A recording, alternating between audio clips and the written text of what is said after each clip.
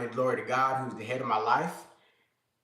This morning, we don't have Sunday school, West End Baptist Church. And if you don't have a church home, or if you don't have anywhere to come give praise and worship at today, feel free to come to 925 Calibra, West End Baptist Church. Senior pastor is Michael Turner.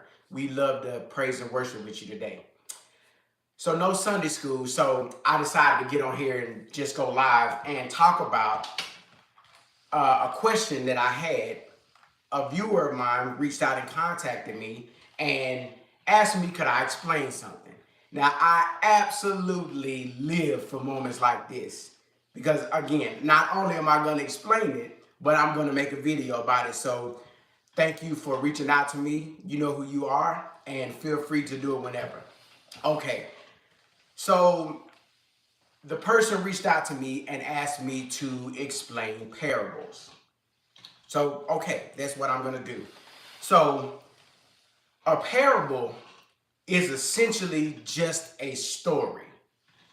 That's all it is. It's just a story.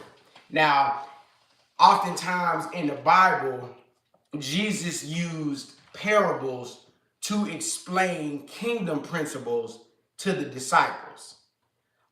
Just off the top of my head, the parable about the wheat and the tare. That was a parable. When Jesus was talking with Nicodemus about being reborn again, Nicodemus was like, okay, am I supposed to get back, into my mother's womb to be reborn again? Jesus, no, that's not what I'm talking about. He uses parables to explain kingdom principles. A funny story. I have a family member, very, very, very educated. Very, very, she got more degrees than a thermometer. She's one of those people, I don't know if you know very many people like that, but she's one of those people, she's like a career student. Like, I ask, what's going on with you? What you been up to? What's going on with you? Oh, I'm in school doing this, doing that. It's like, you always been in school. And so we're at this family gathering and, we're sitting around having a family conversation and she's talking. Included in this conversation was my great grandmother. Now, keep in mind, again, we're very, very proud that she's college educated and all of that good stuff. Girl got more degrees than a thermometer. Very, very proud of you.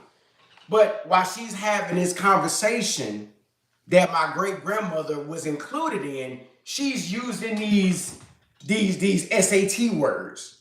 She's using these big words. And again, I didn't want to, oftentimes, if you know me personally, oftentimes I get told that sometimes I have to work on my delivery.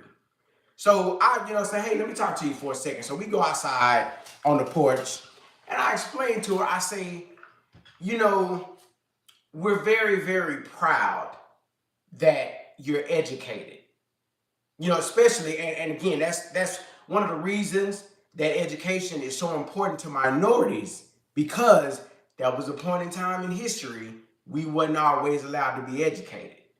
So minorities take education very, very seriously.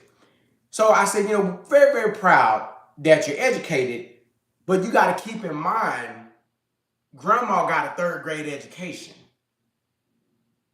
Meaning some of those big words that you're using, grandma don't understand those words. Now, if we were having a conversation that grandma wasn't a part of, and you wanted to talk about some complex principles, you want to talk about Australopithecus afarensis. I know what that is. We can have that conversation. But grandma got a third grade education, and I know you went to third grade, so use some of those words. Use words that granny can understand. And again, some people are okay with that. Some people are okay with being a big fish in a small pond. Some people are content. I was always raised that if you are the smartest person in the room that you're in, then you're in the wrong room. Some people are okay with being a big fish in a small pond, but some of us are okay with venturing out into the actual ocean and swimming with the sharks and the whales. because I mean, I am a shark. So I'm perfectly comfortable swimming with sharks.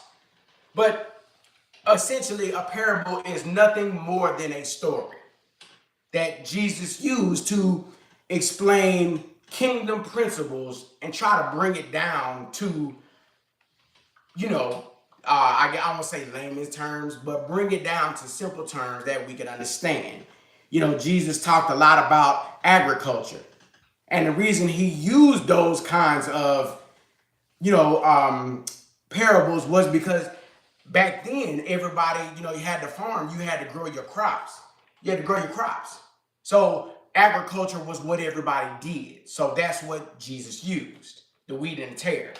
Um, a parable is essentially nothing more than a story. That's all it is. It's just, you know, the prodigal son was a parable, it was a story.